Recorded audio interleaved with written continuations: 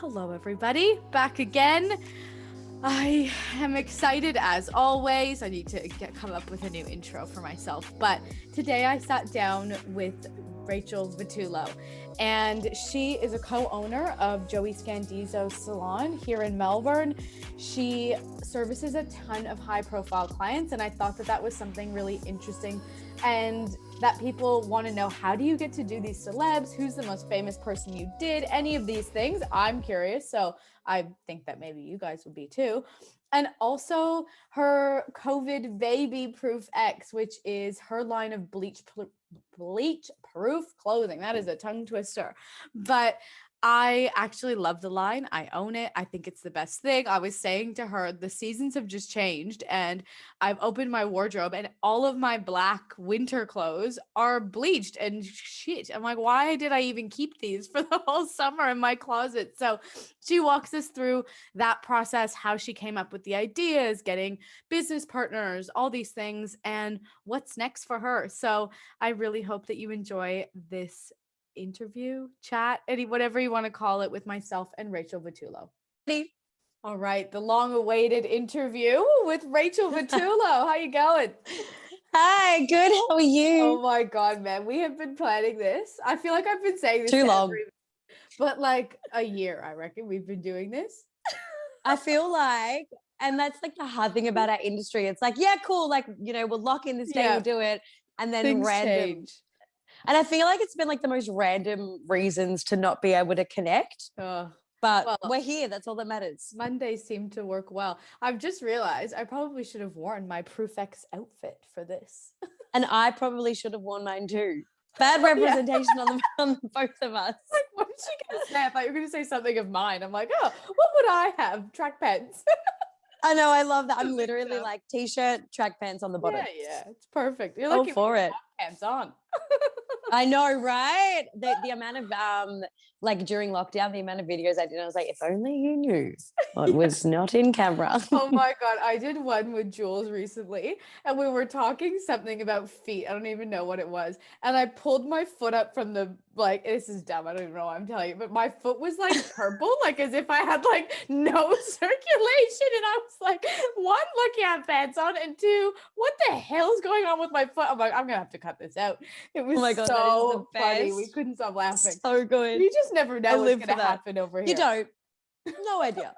All right. Well, let's dive into the hair part, what we're really here for. But, I'm here for a good time. But I would love to know, and how I ask everybody, is how they got into this industry, if hairdressing was something you always wanted to do. And then I've got a good list of questions for you. So I'd love to just know how it all started for you. All right. Well, hairdressing was definitely not in my list of things I wanted to do. I used to have like a list of 10 things, right? And I think if hairdressing was on it, it would have been like the 10th.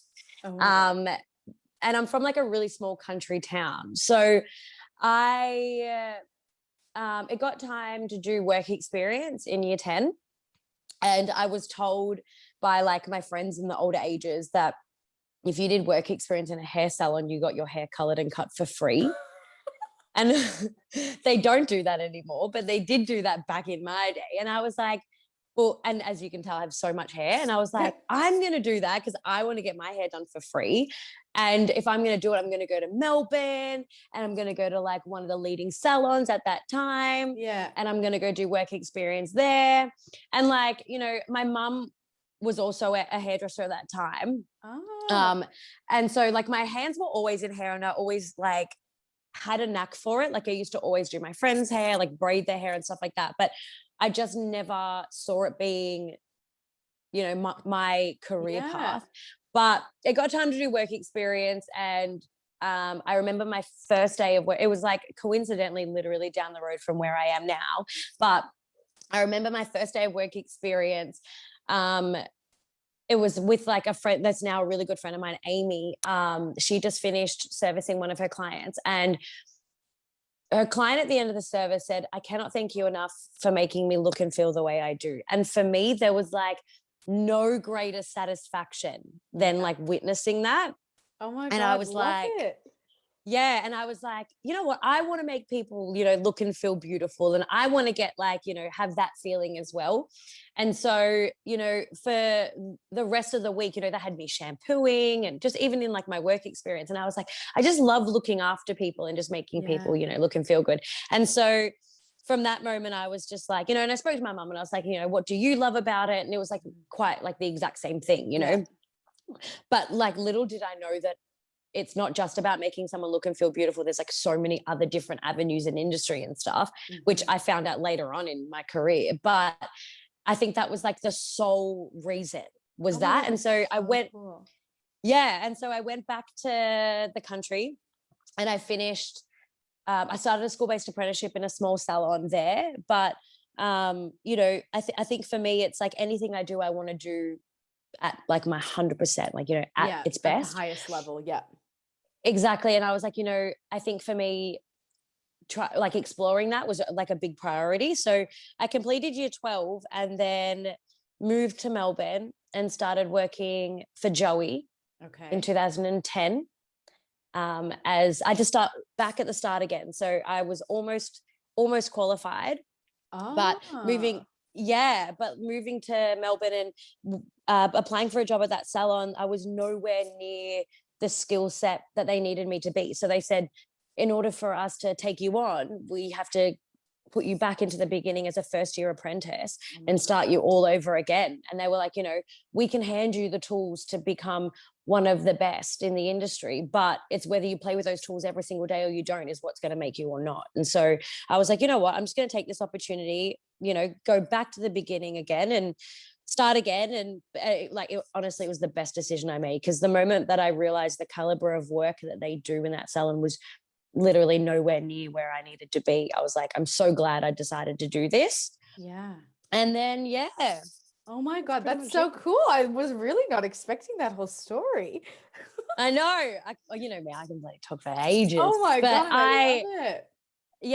It's not really, it wasn't really where I thought it was going to be, but my journey, like, I wouldn't change. Yeah. And I think what's really interesting that you just said is that you went there like not knowing what more you could kind of do in the industry. And I think that that's a huge thing about what I've been trying to create with this, is like showing people that we're not just behind the chair working in a salon, you know, on every corner. Like, we're doing so much more, and you're a prime example of that. So I think that that's so interesting, saying that you'd seen your mom in it, but not maybe knowing all the avenues that you could go within it. Well, and that's the thing, like, you know, I do say, though, you know, I've been so blessed in order to put my hands into every single avenue this industry has to offer, which is like, it's amazing. But there are still days where I will be like out on a job, or I'll be doing, you know, working on runway, whatever. And I'll just be like, God, I would just love to go back into the salon and just do hair. Yeah. Like, there is still moments where, you know, say like, there was like a point in my career where I was working on Australia's Next Top Model. And so I was in Sydney a lot for that. And so for that, I was just like, I just would just love to just go home and just look after my clients. Like, that's one thing that it's, you know, like, what's funny, you know, too, is like those seem really hard when you're coming up in the industry. It's like when you're an apprentice and then you see the people who are on the floor all the time, you're like, oh my God, that's so exhausting. Like, how, I don't know, I felt like that. I'm like, God, I'm tired just shampooing. Like, how the hell do they remember all their formulas or all their clients or all these things? And then once it's like so second nature now that that's my easy job. Like, I'm like, oh, going exactly is actually a walk in the park, coming on and talking and editing and all these things. I'm like, oh, it's a lot of work. Don't even. And there, like I said, there are days where I'm just like, I just want to go back in. Yep. So maybe just walk through like how you got from working. So what was the difference then between the salon that you started at and Joey's? Like, that's where you still are, for people who don't know. Rachel is a co-owner, which we're going to get into as well. But what do you feel like was the difference? And did you feel like, oh my God, I literally don't know anything? Or were you like, I'm repeating so much? Like, what's the diff? Oh God, so much. Like, I am so appreciative of where I started. Yeah. I feel like coming from the country, I don't know, like what, so the salon that I first ever started at had 5 qualified hairdressers there. Okay. And so, which is like for country, that's like reasonably big. I was gonna say, yeah, exactly. Yeah, for a small town, that's like a reasonably big salon. And it I'm not sure if it still is, but back then was what was its top in that area. And so, you know, I feel like people in the country are so much more like they can have conversation easier. Being in a small town, you know each other more, so you build relationships with your clients, I feel like sometimes more, or like country people are more open to just like put their whole life on the table for you. So I feel like that working there taught me how to converse with my client, questions to ask, how to get to know my client, which I'm so appreciative of that. But you know, going from 5 people to 35 was like a game changer, you know. And I'm such a big personality, and so it, you know, being there's taught me so much on like balancing out the personalities that are around me as well, which can be sometimes really tricky. You know, being like going from being like the loudest person in that small salon to not being that. It was like really tricky. But totally. But everything that I learnt at Joey's, like in my academy, because they do like at our salon, all of our training is in-house. Yeah. So we don't go to a training school, you know, and you don't get, you know, your general learning. Everything is at the standard that we want, you know, or like our sort of way of doing things. So like I was saying, it's like its standard of work was just like not anywhere near. And like it's not, I'm not like not bagging the others. It's just interesting to know the difference. It's so different for you. Yeah. Like I think that was something that I had as well. The salon that I came from at home. Yeah. Biggest it is, I think it still is the largest salon in Canada. Like it's 65 chairs, it's massive, and I knew that if I was going to do it, like that's where I was going to do it. And it sounds like kind of the same. Exactly. That's what you knew was going to fulfill you more.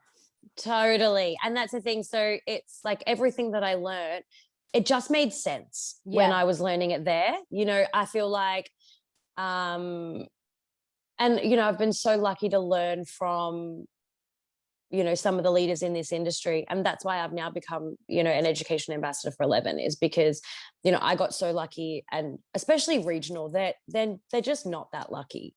It, like, as in terms of they don't get accessible education. Yeah. It's just like education is just something that happens once a year down there. You know what I mean? And so I feel like education is so important because this industry is so forever evolving and so quickly. Oh my God, and so I want to just like, I got the opportunity to learn at such a high standard, and I just feel like that's like sort of me kind of giving back, I guess. But it's such a different world, like completely, and something that I didn't expect at all. Like I didn't even know that they had 30 staff when I walked in. And I was like, actually, that was the first salon I ever went to when I came here. It was Joey's. I remember. Do you? That's fun. Yeah. I came in once on a sneak attack and I got my hair done. Oh my God, when I first moved here. But I needed it done. I had just moved here and I was living in the street, like right in front of Joey's there. And I had looked it up because I had gotten my hair done right before I was leaving. And it almost was as if it had like a tint toner. It was so bad. Like, you know, when you just like, I was like going on holiday, getting your hair done. Meanwhile, I'm moving. So I went in and got my hair done. And that's when I was like, I have to apply here. Like, definitely I have to apply. But yeah, I did my day. I know. I love that. I know. It was so good. You are actually like a person, like, your personality is like, it's incredible. You know what I mean? Like you're such a personable person. And I remember that day to an absolute T. Oh like gosh, I feel like, funny. It was great. Like I feel like you're that kind of person. Yeah, exactly. I feel like your personality is definitely one that leaves a mark, and a great mark. So it's good. Thank you. How nice. I got you, girl. But yeah, that was my first like moments of Australia. We landed and we lived in like an Airbnb for 2 weeks. The girl I was with right there. How funny. So when did you start getting the opportunities, or like, were you going and assisting on photo shoots or things like that? Because obviously that is what your salon is known for, is those types of things. And like, did you like it right away? Like, what did you see that was like, oh my God, I want to do more than be behind the chair? Yeah. You do a So lot. when You do education, you do photo Yeah. shoots. You just said you did Australia's Next Top Model, like all these things. How did that happen? And yeah.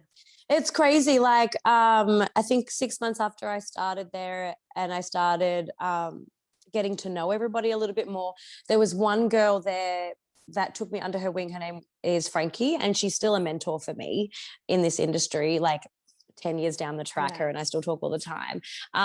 So Frankie was working there, and she really had her hands in a lot of editorial work and competition work and all that sort of stuff. And so she could see that my interest was there when she was doing, I was asking so many questions like, oh, you know, why are you doing that? And like, you know, well, what does that lead to? And so she gave me this advice when she first sort of took me under her wing, and she said, if I'm going to give you any advice, it's say yes to everything. Mm-hmm.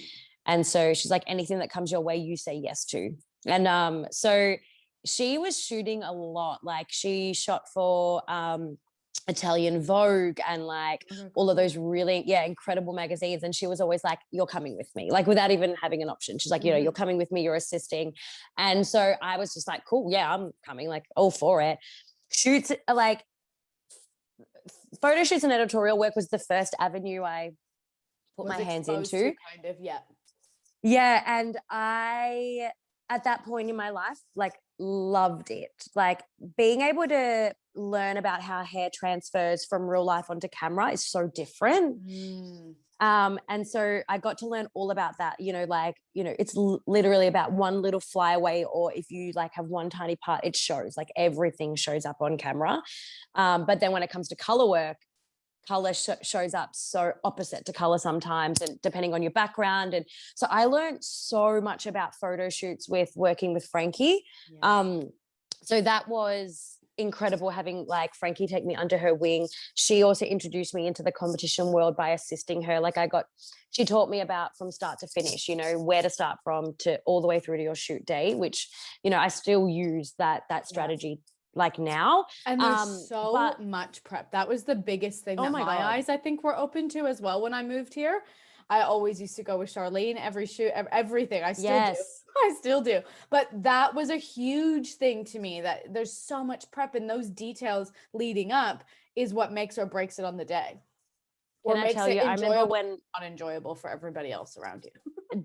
Don't even, like my first competition I entered was for Apprentice of the Year for Hair Expo. And I said to Joey, you know, I really want to go for Apprentice of the Year.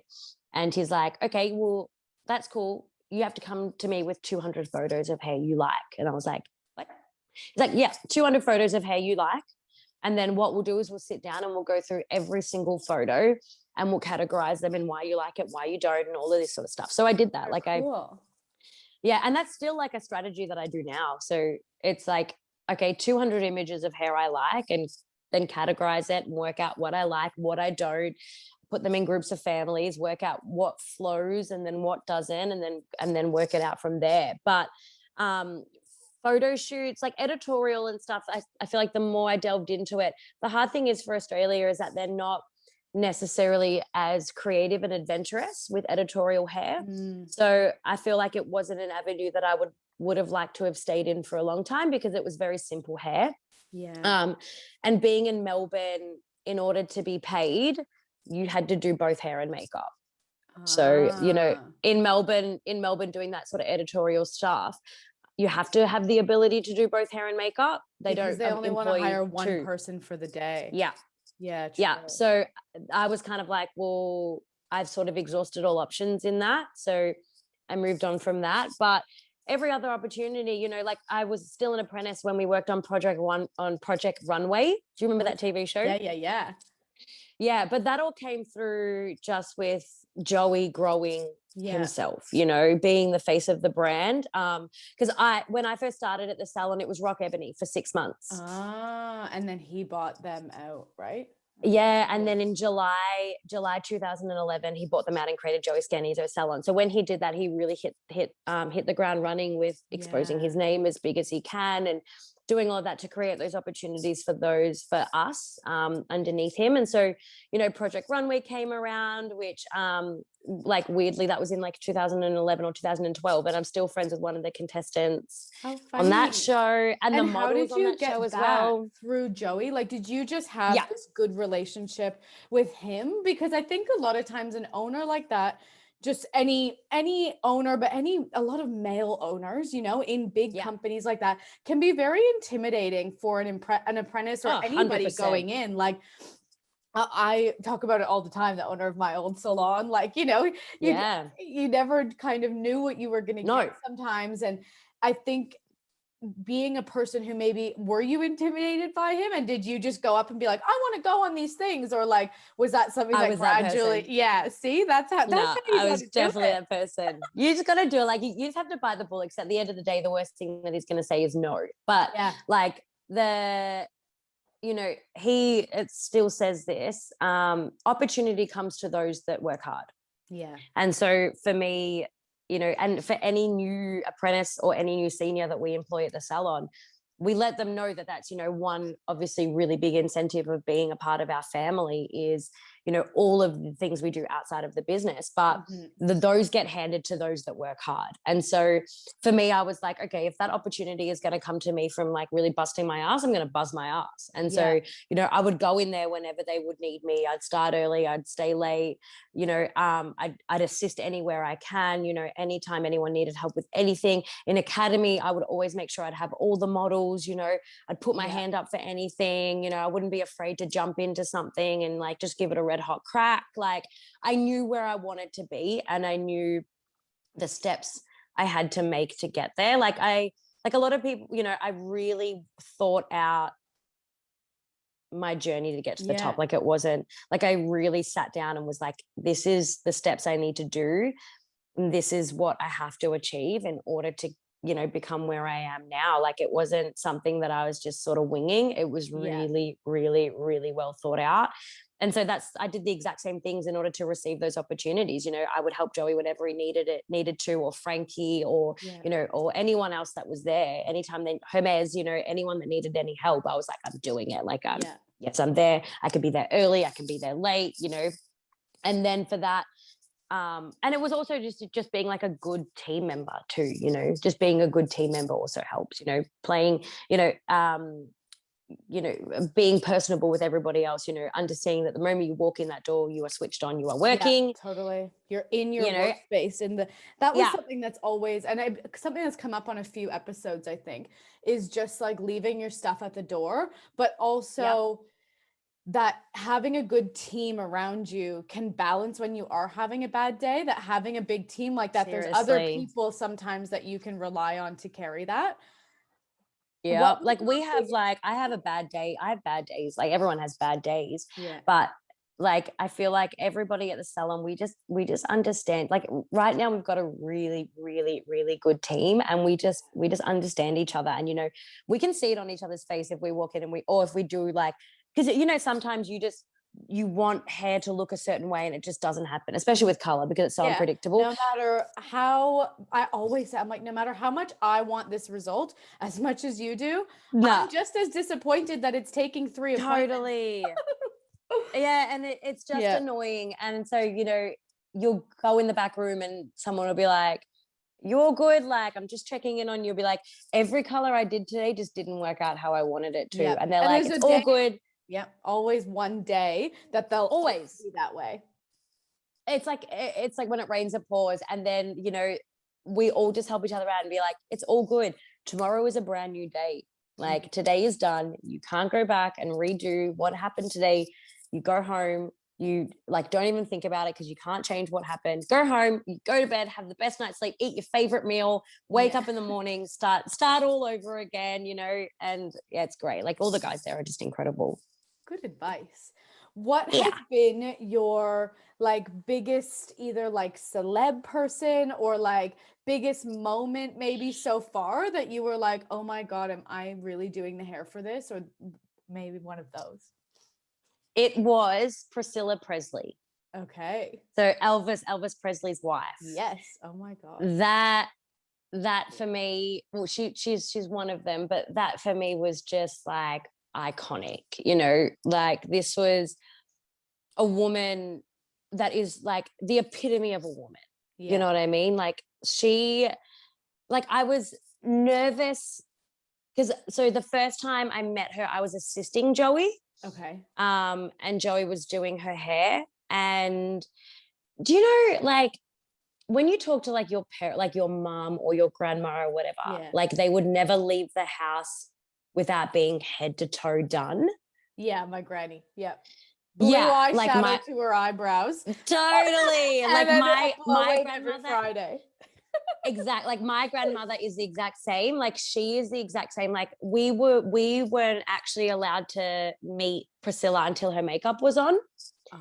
So yeah, so she had to be, you know, ready.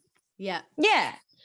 In order for like us to then, you know, look after her. And so the first time I met her, I was assisting Joey. And then the second time Joey actually couldn't make it and was like, it's on you. Like you go and do her hair. And I was like, how long were you hairdressing at that point? Like, were you a senior? What's the vibe? When do we all need to be ready for this?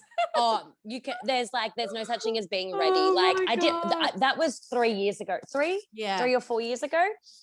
And mind you, she had like a full head of beaded extensions and like all of that sort of stuff. So it was like tricky to get it up, but she was the most gentle, beautiful woman like that's ever walked into my life. Like she was just, because the hard thing is like, you know, when you look up to someone or, you know, so someone's a public figure and then you meet them and they're not the person that you thought that they would be, and it's a bit of a letdown. She is just not that person. Like she is just an incredible human. Like her and Ruby Rose especially. So Ruby, I started looking after Ruby's hair like I would want to say 7 or 8 years ago. Oh, it's a long time. Yeah, this was when she was living in Australia. She just sort of finished off. She'd been out of MTV like just a few years, and she was boxing and then a DJ. Oh, cool. So it was before she'd even like jumped into acting or anything like that. She's a really cool chick. She'll always just be like a humble girl, you know, like she, every time she comes to Australia, she'll still come and visit us, and I'll still like change her hair drastically because I've given that girl every color. Like she was a blonde bob with blue on the ends. I've given her like purple roots, a white strip in the center, blue ends. I've made her like white blonde. I've made her like more neutral colors for when she's filming and things like that. Like she really lets me play and do whatever I want with her hair, but she's still a girl that has accomplished so much, or a woman that's accomplished so much, and is still the same and person. is still such she's just a cool chick. Like she'll just walk in and just like she'll own it. Like she'll sit with everybody. She doesn't care. Like she doesn't want, like, because we've the training academy upstairs. You can go up there and like be private. She doesn't want that.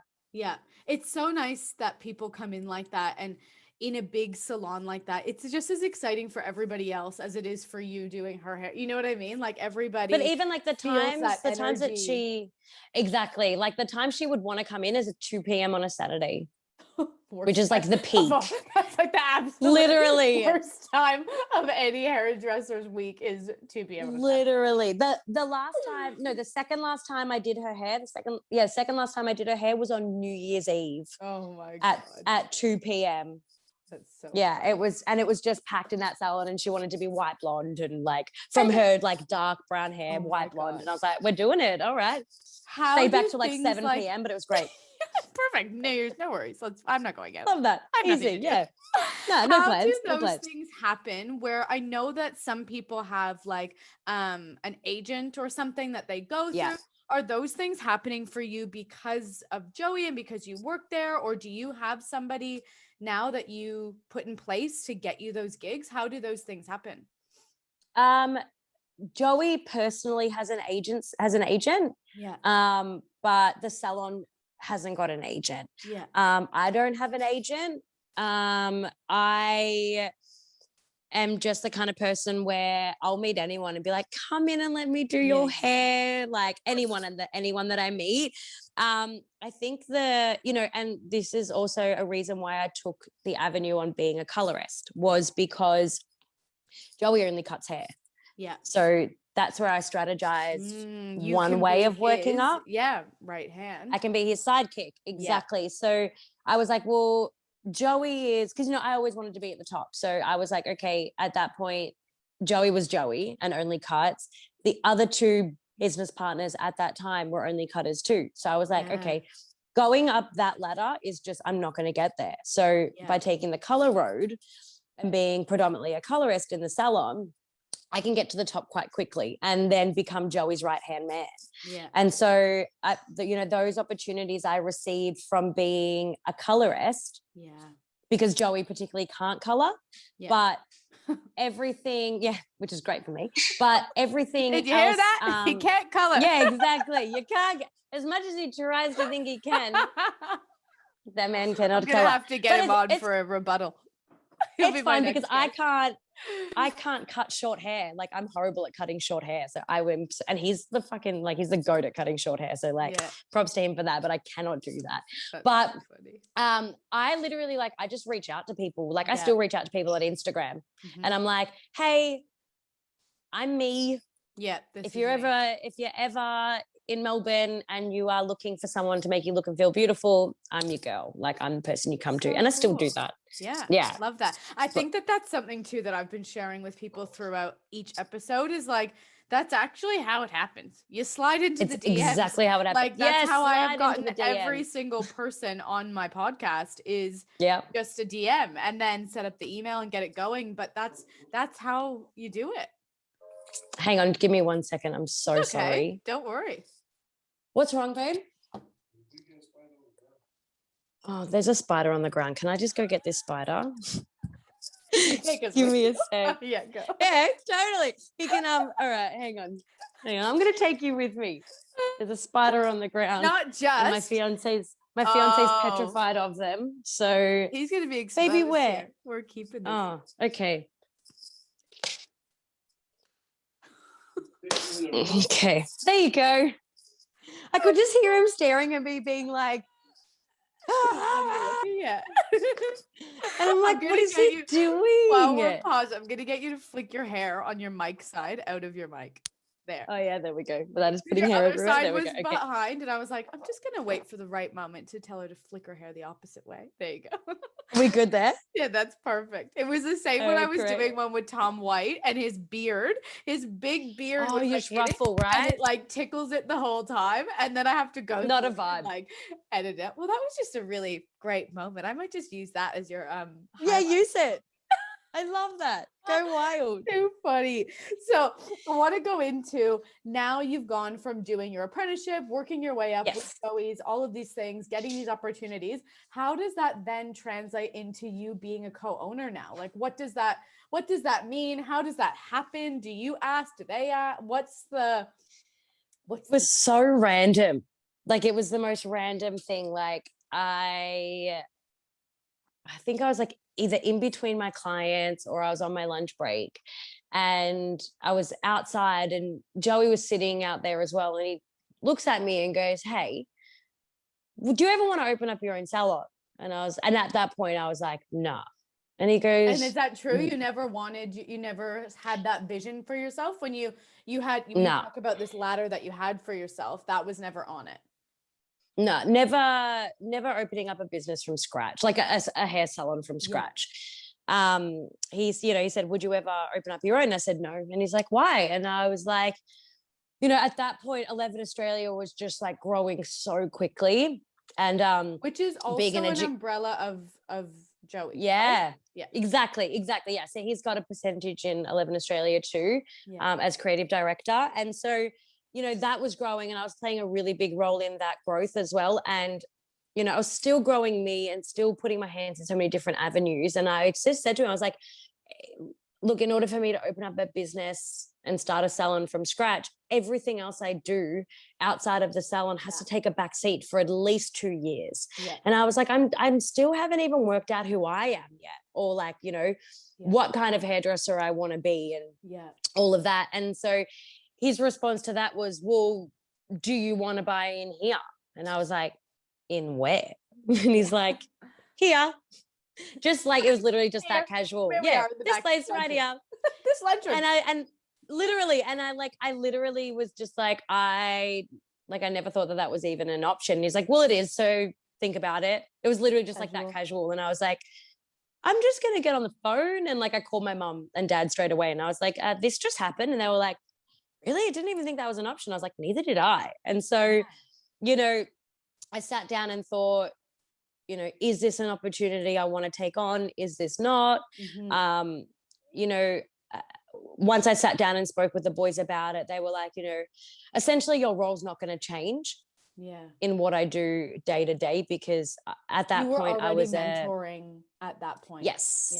Yeah. So I was a technical director at that point, which means as a technical director, there is a lot of responsibility that you have to have in nurturing the ones below you, being that sort of role model for those, which I naturally wanted to be anyway. So they were like, essentially your role in here is not going to really change. You're just going to get more insight on how a business runs and, you know, all of that back end. And I took that opportunity because it was the best opportunity for me, because I got the ability to understand what happens in the back end of a business, but it already being a well-oiled machine that I didn't really have to invest as much time into or mind into, make the mistakes as you would starting something from again.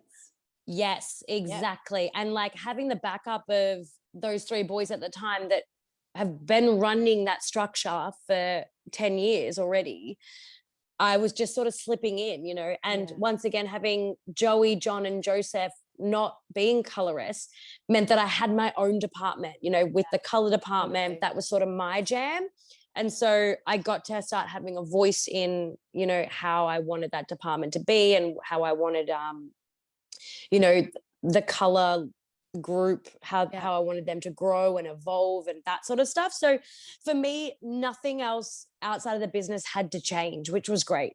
That's so good. Because I think that's a big thing too for people that I've spoken with, that it's like when they buy into a place, I'm like, oh, why did you do that? Versus, isn't the whole point of having your own salon that you could do what you want? But I think that is really unique about your situation, is that you were a colorist in an environment that didn't have that kind of. Exactly. And for me, it's like, you know, I've always wanted to be a part of something, you know, I've always wanted to say that, you know, I either part owned a salon or something, but it was just like less work for me starting from scratch. It just made sense, you know, because I understood how everything operated. I knew everybody there. I had my full clientele there, and everything else I did outside of the business could still operate and go as normal. So it was a hard transition though. It was hard. Like I wouldn't say that it was like. What does that mean like for the rest of the staff? Like, are they then like, well, talk us through what was hard about it. It was like so scary for me. So I was kind of secretly a partner for a long time because we were trying to find the right time to announce it. Because, you know, that can really make or break the announcement and like what goes on moving forward. Somebody could hear that and be like discouraged that it's not them, and then they're resentful to you, or, you know, when people don't understand the back end of the money thing, thinking that now you're getting a cut of their job, like all these things could totally rub people the wrong way. And it was so scary because, you know, I'd been there since 2010. So, and I was so scared about the transition from being just like them to now being somewhat like a boss, which I still today don't even like that word, because I'm like, ugh. I don't know why. It just me. For me, it's just, totally, I'm just me. But I was so nervous about the announcement because I was so scared about what people were going to think. Like, you know, I know as well, like the moment you know, you are a boss, you kind of are somewhat separated Yeah. from the team. Even and I if was you so think you're not afraid. going to be, You are. have to be. You have. Yeah, exactly. And I was so afraid about, you know, losing relationships or like people being like, I don't know, like I don't know, it was just weird. It freaked me out. So the day that we announced, I just like burst into tears because I'm just an emotional person. And I was just like, I remember saying to everybody, like, I promise I'm gonna be, you know, I'm gonna do like that, my absolute hardest, and just like try my absolute best in this role, and I'm not going to change, but you know, I'm going to have a bigger voice and like that sort of stuff. And so it was hard because jumping into that role respectfully was really hard. Yeah. With not just coming in being like, well, this is now what I'm doing, like this is how we're you doing need to obey me. And yeah, and because I'm just so not that person. Like I, you know, still sort of see myself every day just like everyone else, you know. I don't ever want to feel like I don't ever want to separate myself or be like I'm above. I'm just not that person. And so it makes me feel gross. And so the transition was hard for me to actually let go of now not being a staff member. Yeah. And being like, okay. And seeing things in a different way, probably. Like when it is something that's going to financially affect you or something, or you know, those standards of the salon being tidy, or, you know, even more so is on your shoulders. Everything was just like heightened, you know, like, but it was great because I could still relate with it, and I still can relate with everyone there, you know. Like I remember having this one conversation with a girl that used to work with us, and she was like, we really like I really want to do this, like with the color crew. Like I really want to do this. And I said I say to everybody all the time, I'm like, we don't expect you to understand the business. Yeah. But trust us in understanding that you could shift one pillar and 5 other pillars could crumble underneath. It's not just easy as just overnight fixing something. You need to make sure that if you do change like some form of structure, like some pillar in the business, you need to make sure that the other pillars that are sitting there are still stabilized, you know. And so that's like the easiest way that I explain it to anyone that's just like, but why can't you just wake up and change? Like why can't you just wake up and just like run your business in a completely new way? It's like, if it was that easy, you know, you would. But it's just not. Like things take time, and you need to make sure that anything that you do alter or switch or change doesn't affect anything else that you have underneath it. So it was good to understand that as well, because, you know, if you don't own a business, you're always like, they should be doing this, and why aren't they doing things this way? On my tongue being like, but didn't you think when you worked there that there was things that you were like, oh, if it was mine, I'd do this. Or, how dumb is, why do I have to work Mondays? Or, you know, like all the time. Like the amount of times I'd have been like, if I had my own place, I'd do it this way, and if I did this, I'd do it this way. But once understanding that it's just not that easy, like, and I always say, like, props to Joey, John, and Joseph for actually being able to run it so successfully for so long. Because it's really hard. There is so much. There is so much that happens in that back end that you just don't know until you get your hands in there, you know? And so for me, I was like, okay, all the things that I kind of wanted before I was a part owner is now completely different in what I want now. I understand how hard it actually is to achieve those things. It's wild. And now that you do have your own business, I feel like this is a perfect segue into your own clothing company. So when did that vision start, and talk us through it? And did joining Joey's as a part owner in that business contribute to the way you're running your business now? And how did that all happen for you? And for anybody who doesn't know, it's bleach proof clothing. Yes. So it's the best idea ever. It was just something for me that it was just like one of those things that it's a no-brainer, you know, for me. Like so it all started like years and years and years ago. I had this idea of this is what I wanted to do, purely because, I had this one woman that approached me years ago and said to me, I'm making aprons. I'm an ex-fashion designer, blah, blah, blah, blah. I'd love for you to test these aprons for me. Was she And I was a like, okay, client cool. of yours, or she just No, messaged you? Okay, so you weren't doing her hair. random. Yeah. No, wasn't doing her hair, just like super completely random, and was just like, can you try these aprons for me and all of that? And I was like, sure, like, of course, like anything I can do to help this industry and all of that. Yeah. And so I met her, I helped her design unisex aprons, and then one's for men and one for women. And then on the last day, she brought in the most random dress thing. And she was like, oh, I thought this pinafore style outfit would actually be quite cute. And I was like, it was kind of like a light bulb moment for me. And I was like, hang on a minute, like, this is bleach proof. I said, is this bleach proof? And she's like, yeah, it's like completely bleach proof. And I was like, how has how have I not found this? Yeah. Like, how have I not found this? Like, this is just like insane, because and look at us both right now in black. Like, let's just, I know, exactly. Well, that's right. I'm like, this is, we're Melburnians. We have to wear black. And I feel like it's in Did our, you just call me a Melburnian? Oh my God. Yeah, you're a Melburnian. You are now a Melburnian. Take it, Love sis. it. Wow.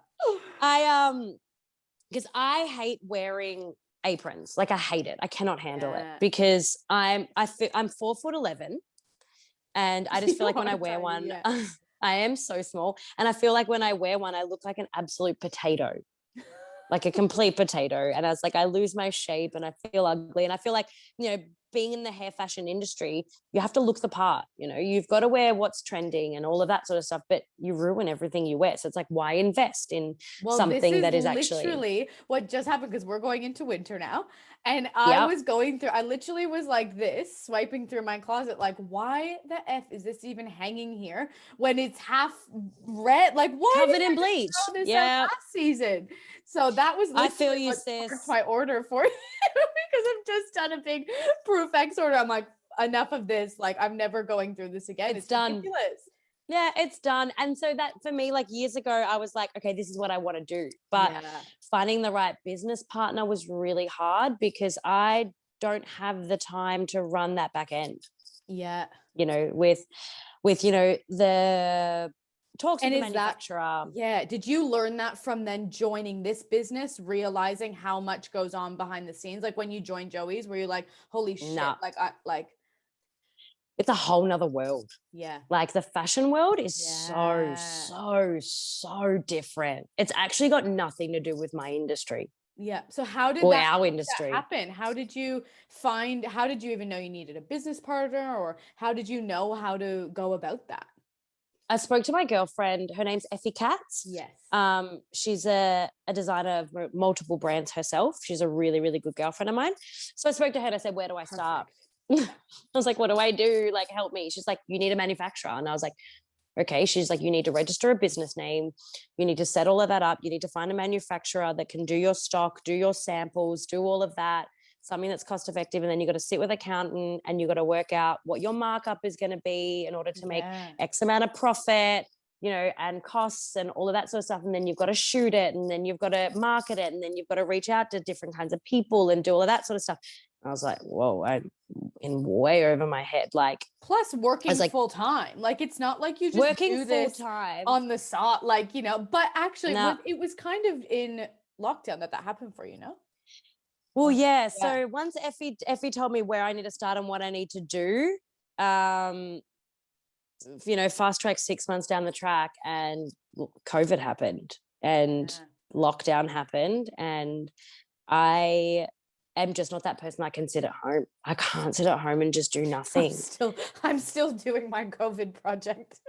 Literally, like, I cannot do it. I can't sit at home and do nothing and not grow and plateau and coast, and I'm just not that human. And so I'm like, what's the next thing I can do, and what's the next thing I can do? And so, and and I've like, and I said, and I say this all the time, I try to be that person where with any obstacle that comes my way, I do try and seek opportunity. Yeah. So, I'm in lockdown, not doing a great deal. Yeah. And it's like all the things that you like about your career, the talking to people, the interacting, the photo shoots, the flying, all of these things aren't happening. See you later. The education, which you love and is a huge part for you, isn't happening anymore. So yeah, it was done for. And I was like, okay, so then what's the next thing for me? And I was like, you know what, this is the best opportunity to launch Proof X and start Proof X and, you know, make it what it is. And so we like, she's no longer my business partner, my original business partner. Okay. Because, you know, with companies and business and things, it changes, and, you know, our, you know, lives change once the world opens back up. You know, we have so much temptation around us. And so, you know, she decided to take a different avenue in her life and whatever, which is fine because, you know, it happens. Yeah. So with my original business partner at that time, we literally grew Proof X from it being an idea on a piece of paper to being available to purchase in the 3 months that we were shut down. That's huge. Because we just had the time to do it. And I was like, I'm never going to get this time again, ever, ever, ever. And I was just like, I'm just going to do it. And have you always been interested in fashion? Like, has that been something that you gravitated to? Like when you do the shoots and stuff, like, is that something that you've been good at, or is that what the other person kind of brought to the table? Yeah. Like she brought up some like good ideas. The hard thing is like hairdressers like comfort. Yeah. They want to be able to move and breathe as well as being still fashion forward. But the debut collection for Proof X, which is the collection that's available right now, has a little bit of everything. Yeah. In terms of styles. What's available is like, you know, we've got like a smock dress, which is like a little bit more of like a boho style. We've got like bodysuits, we've got mini skirt, we've got a pleated skirt. Like there's so many different options of things. So then we can work out what the consumer gravitates towards. Yeah. To then work out what our future collections need to be tailored to what our previous purchases are. And cool. Yeah. And so after like, you know, because she was like, oh, we both got really excited. Let's do a bit of this and let's do a little bit of, like, you get excited with all that sort of stuff. Or maybe we add, your brain, maybe we add this sort of detail rolling and just doesn't stop. And so funnily enough, our biggest seller in Proof X is our t-shirts, our basic I was just tees. going to say the black t-shirt. Yeah. It is literally the biggest seller. And so for that, we've just understood now that people just want simple styles, great cuts that just fit really well, things that aren't too sort of either fashion forward one way or the other. Yeah. Like just really simplistic in how it fits and flares and drops and all that sort of stuff. So cool. It's still like, I'm still really learning from it. Like it's still a baby project. Like, are you sewing now? What are you doing? Are you sewing a piece of clothing right now? Yep, I'm just fixing something right now. Killing two birds as we talk. Are you lacing some shoes? I know your fiance. This is literally basketball. my life. He plays basketball. Lacing his shoes right now. What are you doing? No, he plays basketball, and the stadium that he plays at is not allowed to have pockets in his shorts. And he's going to play basketball in 3 hours, and he just bought a pair of shorts that have pockets in them. You know what you should do is sew that spider in his pocket. Don't even. Can you imagine? And just capture that spider into the pocket. I completely agree with you. That's so funny. That's amazing. It's so funny. This is me being a wife. That's so funny. Love it. Congratulations, actually. We'll just throw that into thank you very much. Love it. So I think that is the best idea. Like when I saw you launch that, I was like, this is what I've needed in my life. There's always the messy person in any salon. And I mean, I would be pretty the most creative and the most messy. I'd be inclined to say that's always been me. But it's serious. And I'll vouch for the clothing. It's actually, I was really surprised when I got it. Not that it was nice, but that the material actually is nice. Like I don't mind wearing it at all. Whereas sometimes I think with something like that, you can be like, oh, am I actually going to want to wear this? Like, you know? There's like, you know, there's one other competitor brand in this industry, in Australia. There's literally only one other competitor brand that I'm working with right now. Yeah, that like is out there. And that's where I sort of got my inspiration to making sure that things were really simplistic. Yeah. Because, you know, everybody's taste is so different. Yeah. And true. so, but and like, I'm still so black is it.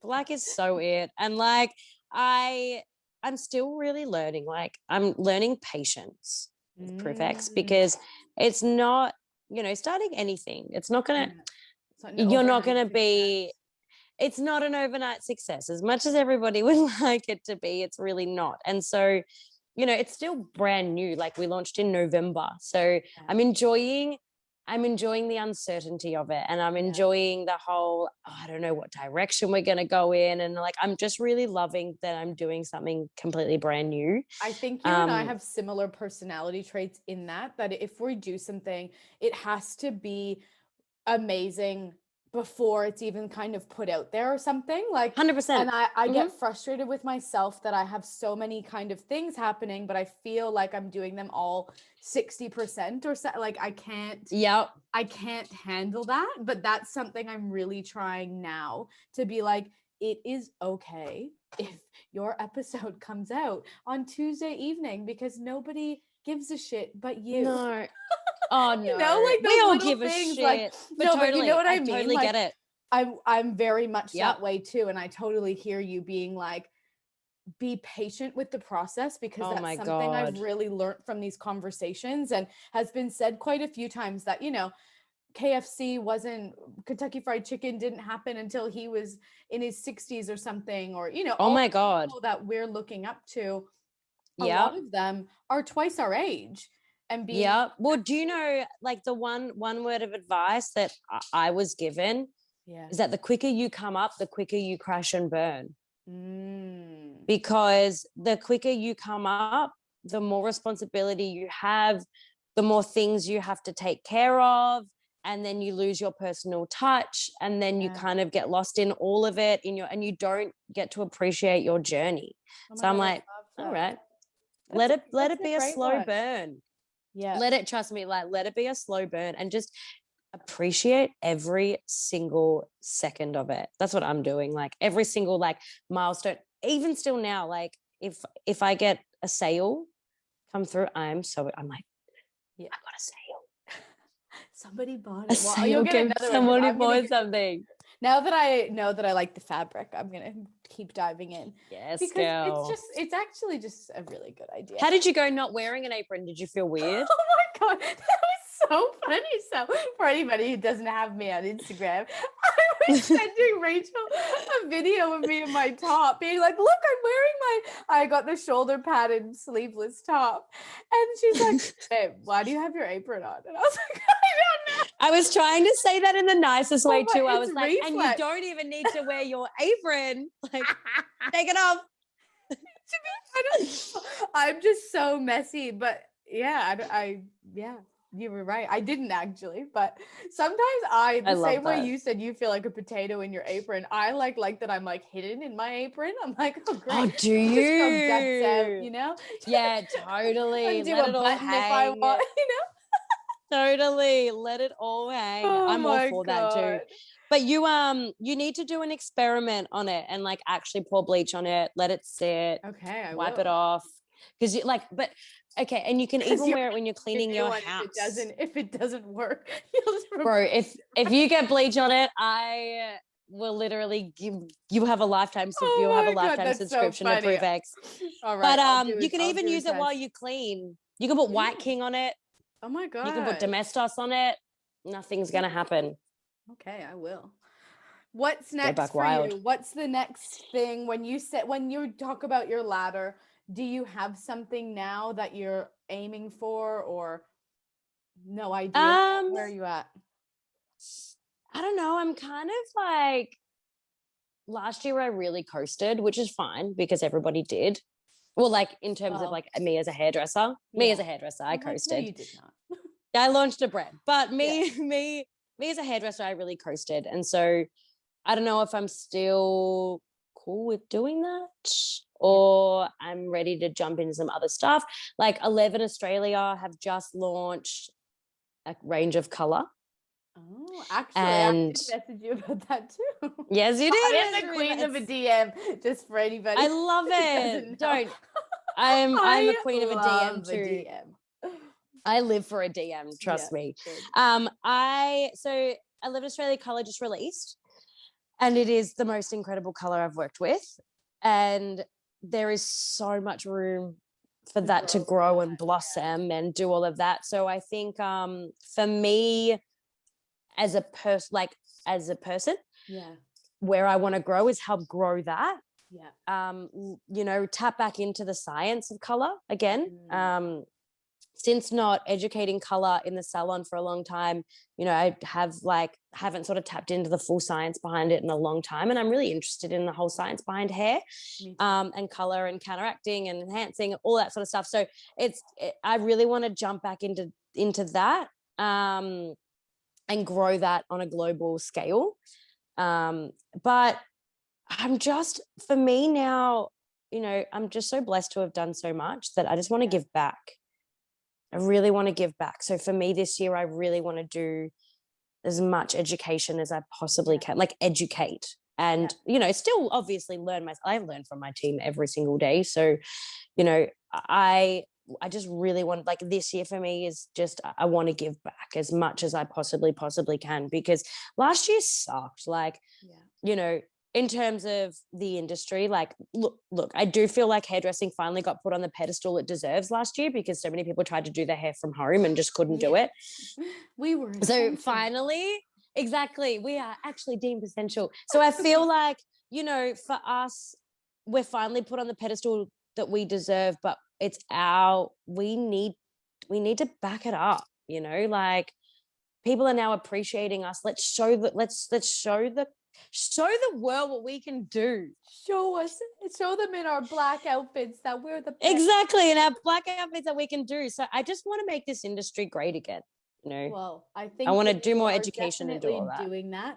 And I think you saying that, giving back, like, that's what you're doing now, sitting down and giving your time to me and to people to listen is important. And I think that all the things that you have said is really valuable, and I've learned a lot, which is the point of why I started doing them, was for me more than anything. And then it's there, but I think we've had some really great tips, and it's really, I think, humbling for people to hear the process of how it happens, and just being a go-getter and saying yes, and being one to go up and ask your boss and not be intimidated by those people. And that's how it happens. Oh, don't second guess yourself at all in anything you do, and just give it a red hot crack, because like I said, all the Aussies would say, give it a red hot crack. I would never say that. You wouldn't? It's one of my favorite things to say. Just give it a red hot crack. Give it a red hot crack. I feel like, give it all you got, take risks and fail proudly. Like, I'll be the first person to be like, yeah, I fucked up. And I'm just going to learn from it. Like, fail proud, but you're just going to learn from it all. And just, be proud of what you do, take risks, bust your ass, be the best version of yourself. Love it. Well, I think that is the perfect end to our conversation. Thanks for having me. Oh my gosh. Thanks so nice to chat to you. You too. So I'm so sorry it's taken so long. No drama. We're all busy people. Not to worry. Life. Love it. Thank you so much. Thank you for having me. And this podcast is amazing. I've been listening to it all week. Oh, amazing. Thank you. Lives, it's so good. Love it. You're doing amazing things. Thanks for listening to this week's episode of The Successful Stylist Unfoiled. Don't forget to follow, like, and subscribe on Spotify, iTunes, and YouTube to get all the notifications of our weekly episodes.